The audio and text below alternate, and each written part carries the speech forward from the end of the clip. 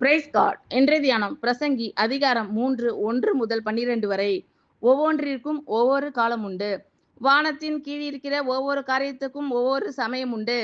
பிறக்க ஒரு காலம் உண்டு, இறக்க ஒரு காலம் உண்டு, நட ஒரு காலம் உண்டு, நட்டதை பிடுங்க ஒரு காலம் உண்டு, கொல்ல ஒரு காலம் உண்டு, குணமாக்க ஒரு காலம் உண்டு, இடிக்க ஒரு காலம் உண்டு, கட்ட ஒரு காலம் உண்டு, அழ ஒரு காலம் உண்டு, நகைக்க ஒரு காலம் உண்டு, புலம்ப ஒரு காலம் உண்டு, நடனம் பண்ண ஒரு காலம் உண்டு, கற்களை எரிந்துவிட ஒரு காலம் உண்டு, கற்களை சேர்க்க ஒரு காலம் உண்டு, தழுவ ஒரு காலம் உண்டு, தழுவாமல் இருக்க ஒரு காலம் உண்டு, தேட ஒரு காலம் உண்டு, இழக்க ஒரு காலம் உண்டு, காப்பாற்ற ஒரு காலம் உண்டு, எரிந்துவிட ஒரு காலம் உண்டு, கிழிக்க ஒரு காலம் உண்டு, தைக்க ஒரு காலம் உண்டு, மௌனமாய் இருக்க ஒரு காலம் உண்டு, பேச ஒரு காலம் உண்டு, சிநேகிக்க ஒரு காலம் உண்டு, பகைக்க ஒரு காலம் உண்டு, யுத்தம் பண்ண ஒரு காலம் உண்டு, சமாதானம் பண்ண ஒரு காலம் உண்டு.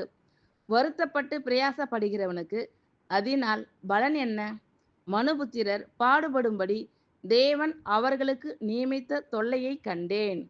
அவர் சகலத்தையும் அதினதின் காலத்திலே நேர்த்தியாக செய்திருக்கிறார். உலகத்தையும் அவர்கள் உள்ளத்திலே வைத்திருக்கிறார். ஆதலால் தேவன் ஆதி முதல் அந்தம் மட்டும் செய்து வரும் கிரியையை மனுஷன் கண்டுபிடியான். மகிழ்ச்சியாய் இருப்பதும் உயிரோடு இருக்கையில் நன்மை செய்வதுமே அல்லாமல் வேறொரு நன்மையும் மனுஷனுக்கு இல்லை என்று அறிந்தேன். ஆமென். Thank you Lord.